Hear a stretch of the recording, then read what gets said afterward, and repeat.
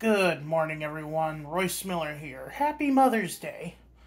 Now, this isn't exactly mother-related. I got it for myself, and etc., but I figured I'd share it with you since, it's relevant and it's fun.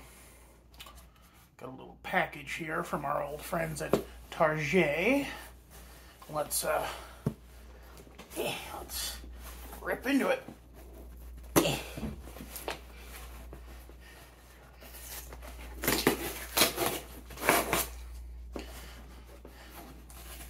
I personally like the packing tape that Amazon uses because it rips easier.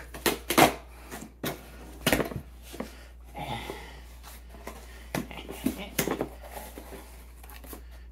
we have it? Ha! The new Link Amiibo, but what good is this Amiibo if I don't have... the video game to go with it. So let's crack into the game, see if there's any goodies inside. I say goodies inside because, sometimes the box stores will put in, neat little trinkets to make you want to buy there. Like, when I bought Kingdom Hearts 3 at Walmart, it came with some, little art cards that were very nice. And when I had to rebuy Dishonored 2, because I lost my original disc, that came with some stickers. I bought it at Walmart again. That came with some stickers for your PS4 controller, which was really cool. So let's see if there's anything fun that comes with getting it from Target.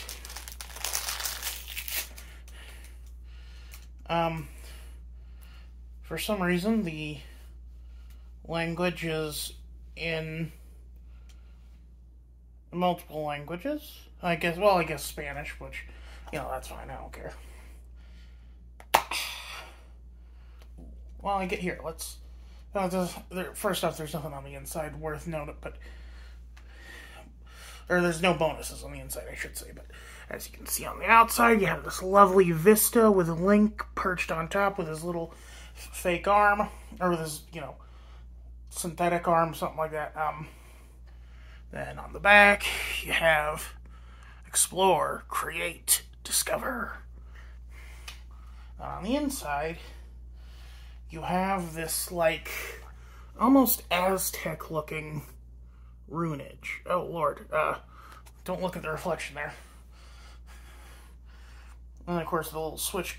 Actually, here, I have a solution. There we go. Now you can see it fine. Yeah, the art design on these games has always been, unlike the Breath of the Wild games, has always been very interesting.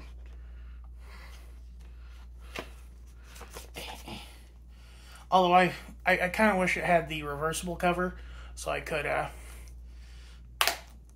but that's more for stuff like Mass Effect, where you could swap between Dude Shep and Fem Shep on the cover. But then over here we have the Amiibo. This one has, let's see. So the things it comes with are I believe that's a knight's sword and a thing for your glider. The glider is much more heavily used in the new game because it's kind of... I've seen some gameplay. I watched the Bryn Daniels stream. He's been doing a bit of it, and so the whole idea is that Hyrule has kind of become a much more vertical space. There's a lot of floating islands, sort of like Avatar or Laputa, Castle in the Sky. And given some of the islands you get to by grinding on rails and stuff, I almost want to say it's like BioShock minus BioShock Infinite minus, the whole commentary on turn of the century colonialism. Or, well, exceptionalism. Colonialism is more like mid 1800s. American exceptionalism was the problem at the time. But now, I know what you're all going to say. Royce, you should keep it in the box. It's, it's a collector's piece, yada yada. Look, I'm going to be real with you. I bought this to use it. And plus, I was the kid who always took his toys out of the box as a kid, and look, if you keep it in the box all the time, it's never going to see any use, and it's not going to be any fun. So let's just rip the Band-Aid off and look at her. And here we have our main man, our big friendo, Link. Come on. There we go.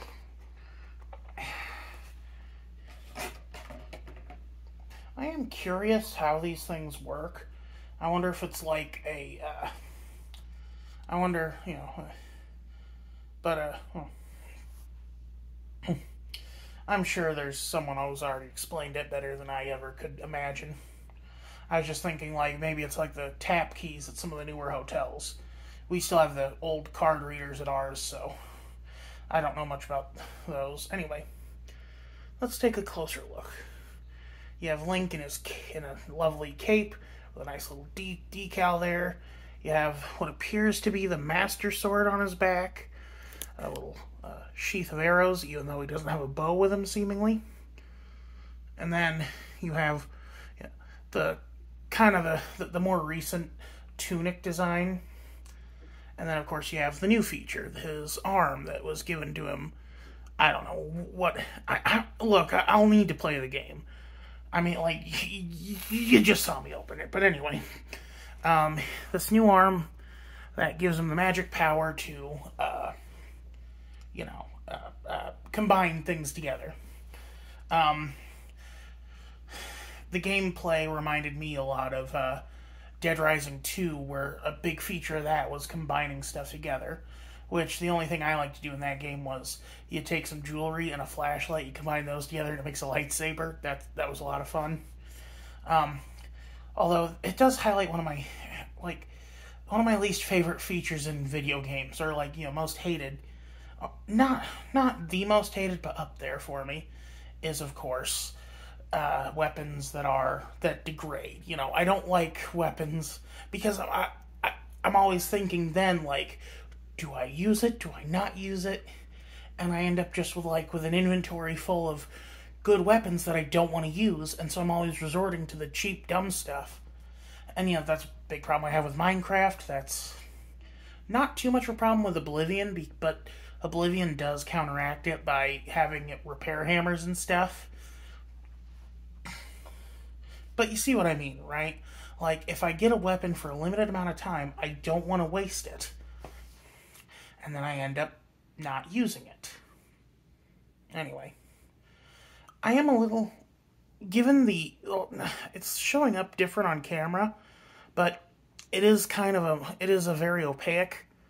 It's just colored plastic. It's colored plastic. I was hoping for more of a clear thing, almost like not acrylic. Well, maybe acrylic, but something that makes it look a little more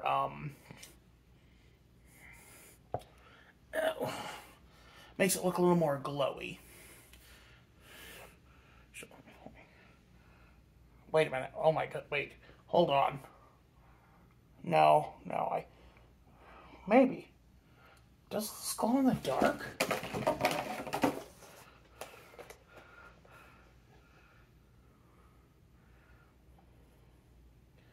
No, I don't think so. But, Link's arm glows in the game, and I think that would have made this look a lot cooler. I actually thought that Tears of the Kingdom was a prequel at first, but as it turns out, it is actually a sequel. Because originally I thought that what happens is Zelda and Link accidentally wake Ganon up, and then that sets into motion what's going to happen in what happens in Breath of the Wild. But no, this is actually after the fact. So they're facing the same Ganon, except it's not Calamity Ganon. It's it's dehydrated Ganon, to quote the thing. But, it's a good piece, and I do like it. I'm not the best Zelda player. I'm a very casual Zelda player. I've barely made it to Impa in Breath of the Wild. That shows you how little I've played it. But I look forward to giving this a try. I really like the ideas that it's coming up with, and being able to combine weapons. I mean, like, that feels like I'm going to be making a lot more interesting stuff, and being able to play around with it more. My one problem with like Zelda in general is that you always have to unlock the Master Sword, and it's always really hard to do. You know, it's something you have to work for, and I don't necessarily want to put in the work for it.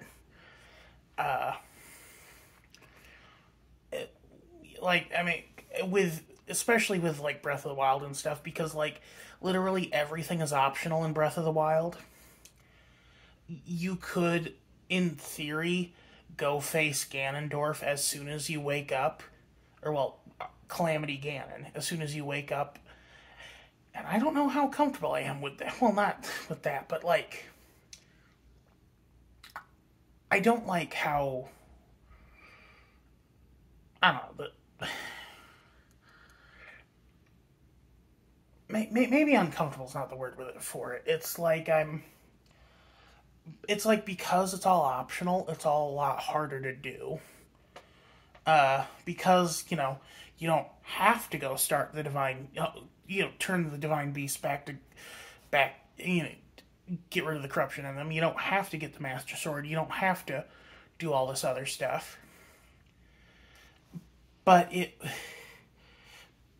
because you don't have to, it feels like the developers, Nintendo, whoever, used it as an excuse to make it really hard to do.